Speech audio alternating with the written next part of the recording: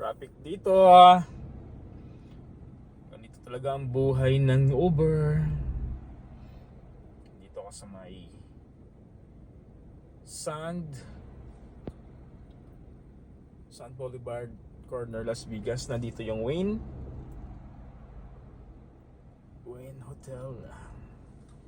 Tapos sa kabila ang Palacio Hotel. Traffic dito, guys. Traffic.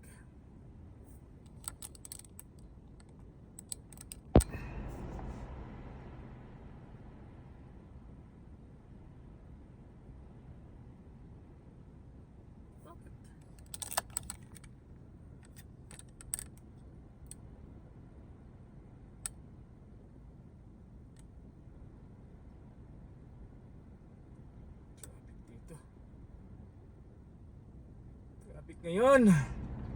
Daming tao. Sana.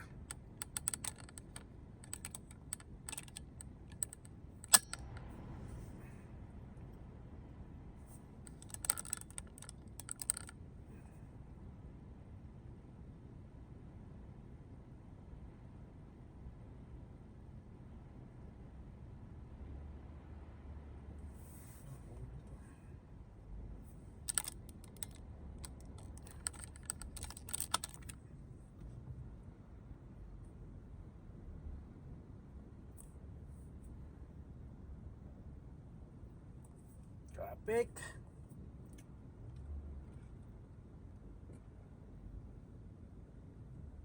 Nakandok ko. Hindi na kaya. Skip na si kuya. Ang Palacio Hotel.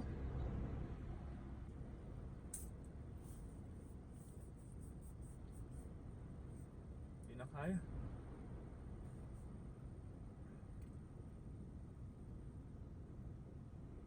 Wayne Hotel.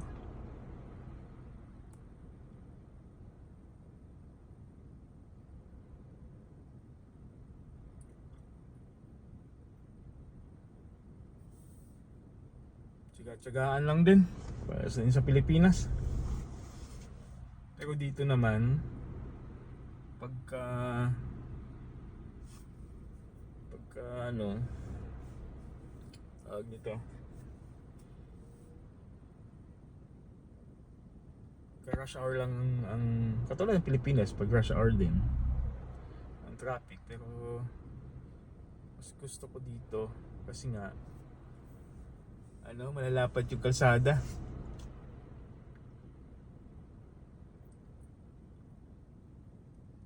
Kailangan ito nagkaka-traffic dahil dito sa sa ginagawang kalsada. Dahil dito yung Formula 1 ngayong November. Mag-race dito sa strip na to, yung Las Vegas Boulevard. Ganito dito. Itong Las Vegas Boulevard, ito yung Las Vegas Boulevard.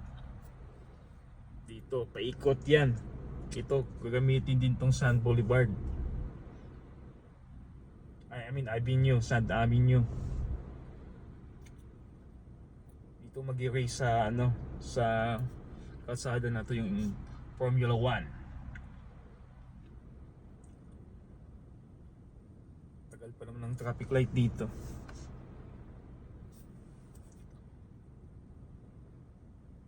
Kakaumpisa ko pa lang. Wala pang doon kasi ako mag-uumpisa sa sa airport. Kasi magandang mag-umpisa sa airport dahil lang yung may iksi lang ang mas malalaki pa masahe. Tapos kung may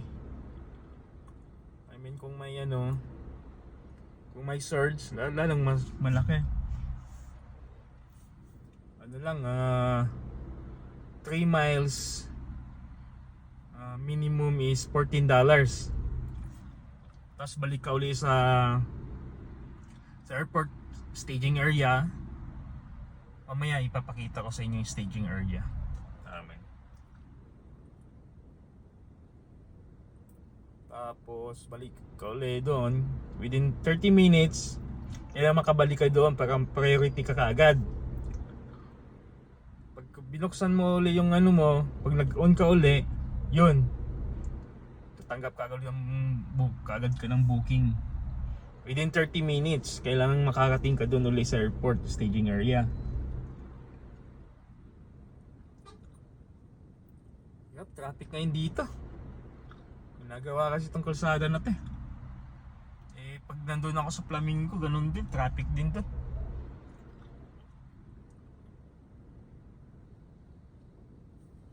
Hindi nga alam, ba't ganito na tong traffic dito?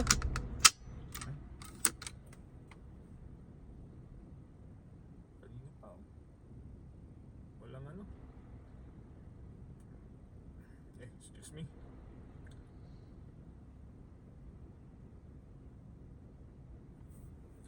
Nag-move na. Ang kabila, kami hindi pa. Kaya dito sa kabila, hindi nag-move. Ang laki pa naman ng bus.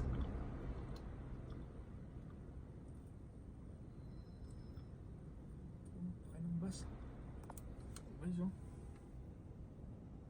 Laki ng bus.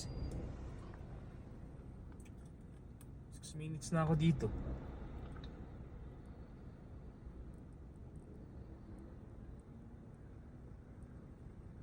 Yun. Yun o. Awakening. Fashion Show Mall. Yan. Ayan o. Ganda dito. Kaya lang mahal din ang bilihin dito. Ganda naman bumiyahe dito. Then mahal na rin ang gasolina dito. Mahal. 435 ngayon. Dati nung nakaraang buwan 317 lang eh. Ngayon tumaas na ng ano, naging $435. Ano? Mahal na rin. Ganun din, isang 8 hours mong biyahe is ang ano mo kasi sa akin kasi ano to eh, hindi taga pang biyahe to, basics kasi to eh. Sa akin basics yung makina, ang laki, agang nakakaw sa gasolina. $50 isang 8 oras, 8 hours mong biyahe, $50. Ay ko nang apakan yung gas eh. Dahil pang walang magawa itong nakuha na kung sasakyan. Ang maswerte yung mga Tesla yan, mga Tesla na yan oh. Uber din yan eh. Yan. $20 lang din nila sa kuryente pag charge. Sa akin ano, $50. Wala. Mahal din kasi yun pag nirentahan mo. Ang weekly dito eh. Sa atin arawan. Dito weekly. Ang weekly mo is ano? Ayun naman yung ano, bilog ng ano. Bola ni Madam Waring. Magana naman. Nag-inquire na ako eh sa Tesla. Kailan? 400 ang ano, a week. Hindi din ako makapag-ano din dahil yung schedule kasi ng anak ko hindi yan takma. Katulad ngayon, Martes, Miyerkules. Ang schedule niya ano, sa umaga hatid. Tapos hindi pa fix yung kung kailan, tatawag na lang siya kung kailan siya lalabas. Uuwi. Kaya Martes, Merkulis ang ano ko eh. Ang nahihirapan yung schedule. Kaya hindi din ako kikita eh. Okay lang sana kung full time ka talaga, wala kang hatid sundo. Hatid sundo pwede, pero mga ganitong araw na schedule na ano, hirap.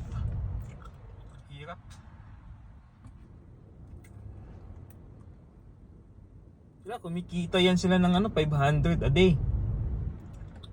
Yung Tesla. Ako ano lang. Kita lang ako ng 300. Pwede na. For 8 hours. 300 for 8 hours. Daming tao dito guys kasi maraming ano, kumpanya ng nandito. May ano, may ano dito, may conference sa Las Vegas ng company. Ayun, kaya maraming pasahero. Ayun, traffic nga lang. Ayun ano, yung bulan ni Madam Aring.